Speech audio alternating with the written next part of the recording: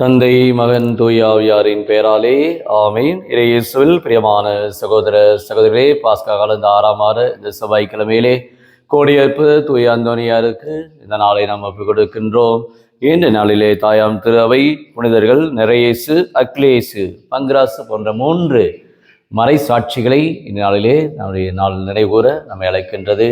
இவர்கள் தொடக்க கால இந்த திரு அவையிலே தங்களுக்கென்று வாழாமல் கிறிஸ்துவுக்காக தங்களுடைய விசுவாசத்தை பறைசாற்றியிருக்கிறார்கள். நிறையேசு, அக்லேசு இவர்கள் இரட்டையர்கள். தங்களுடைய வாழ்நாளிலே இந்த 3ஆம் நூற்றாண்டிலே டைக்லேஷன் மன்னன் வாழ்ந்த அந்த காலத்திலே கிறிஸ்துவுக்காக சான்று பகிர்ந்திருக்கின்றார்கள். தங்களுடைய வாழ்வு முழுமையாய் பல இன்னல்கள், இடையூறுகள் அனைத்தையும் இவர்கள் பெற்றவர்களாக, எதை கண்டும் இவர்கள் பயப்படவில்லை. பொய் தேவதையை வணங்க இவர்களுக்கு ஆணையிட்டு இருக்கிறார்கள். ஆனால் இவர்கள் தங்களுடைய வாழ்நாளிலே எதையும் நாங்கள் ஏற்றுக்கொள்ள மாட்டோம், இயேசு ஒருவரே எங்கள் மீட்பர், இயேசு ஒருவரே எங்கள் ஆண்டவர் என்று இயேசுவின் மீது ஒரு அளப்பரிய ஒரு நம்பிக்கை கொண்டு வாழ்ந்தவர்கள் தான் இந்த நிறையேசு, அக்லேசு.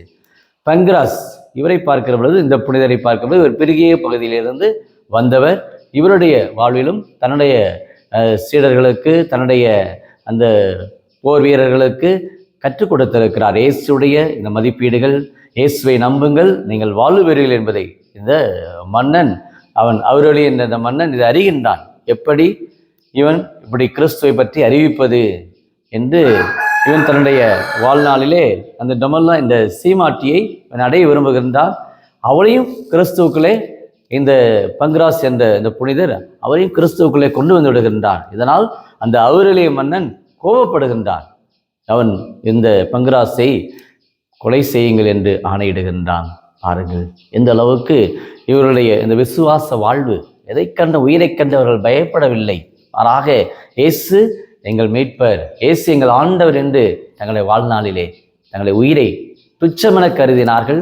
தங்களுடைய வாழ்க்கையிலே கிறிஸ்துவுக்கு சான்று பகர்ந்தார்கள். இதை இந்த முதல் வாசகத்திலே பார்க்கிறோம். பவுலும் சீலாவும் அவர்கள் பாடிக்கொண்டு இருக்கிறார்கள். சிறை கைதிகளாக இருக்கிறவர்கள் இருவருமே பாடிக்கொண்டு துதித்து கொண்டும் இருக்கிறார்கள். அப்புறம் சிறை கம்பிகள் தூயாவிட வல்லமையால் தகர்க்கப்படுகின்றது. அவர்கள் காப்பாற்றப்படுகின்றார்கள். சிறையிலிருந்து வெளியே வந்து நிற்கின்றார்கள். அந்த காவலரோ பயப்படுகின்றான், அச்சப்படுகின்றான்.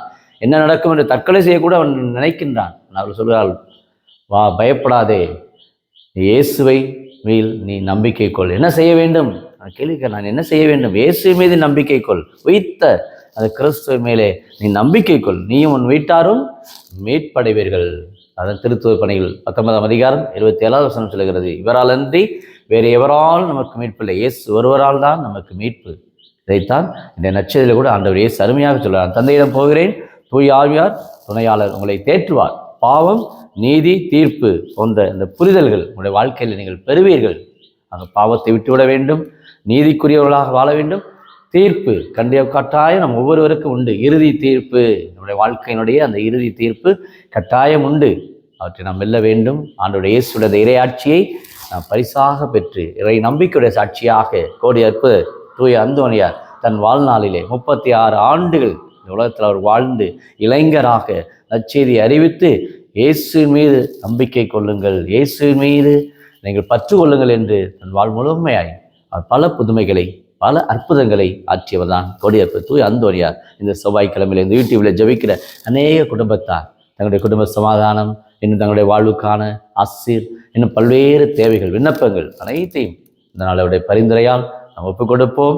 இயேசுவே நம் ஆண்டவர், இயேசுவே நம் மீட்பர் என்பதை நாம் அறிந்தவர்களாக நம்முடைய வாழ்க்கையிலே நாம் ஆன்மீக வாழ்விலே வேரூண்டப்பட்டவர்களாக, ஏதோ காற்றடிக்க போல இந்த நாணலை போல அல்ல, மாறாக நம்முடைய வேரூண்டப்பட்ட அந்த விசுவாசத்திலே நாம் தலை தோங்க எப்போதுமே நம்முடைய வாழ்விலே நம்முடைய வாழ்க்கையிலே இறை அன்பை பெறுவதற்கும் இறை இரக்கத்தை பெறுவதற்கும் ஒரு வாய்க்காலாக நாம் ஒவ்வொரு நாளும் நற்செயல்களால், நல் எண்ணங்களால் நம்முடைய வாழ்க்கையை நாம் அமைக்க இந்த நாளிலே ஆண்டவரிடத்தில் ஒப்புக் கொடுத்து வேண்டுவோம். ஜெபிப்போமாக.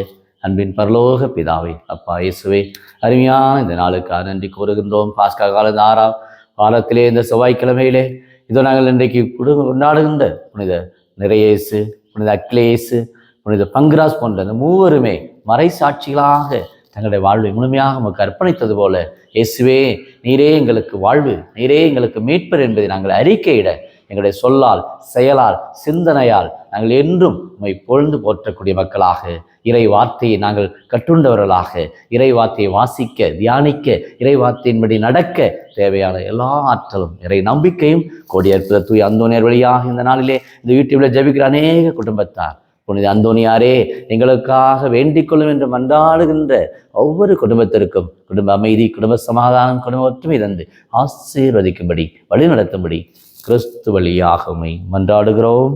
ஆமென்.